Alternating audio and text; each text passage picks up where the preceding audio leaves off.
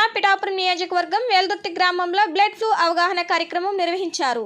Lakshmi Narasimha chicken centre, Veldurthi వారి మరియు Venkateswara hatcheries private limited ఆధ్వర్యంలో 2000 ఎగ్స్, 100 కేజీల చికెన్ పకోడీ, 100 కేజీల chilli chicken Kakinada branch team వెల్దుర్తిలో పంపిణీ చేశారు.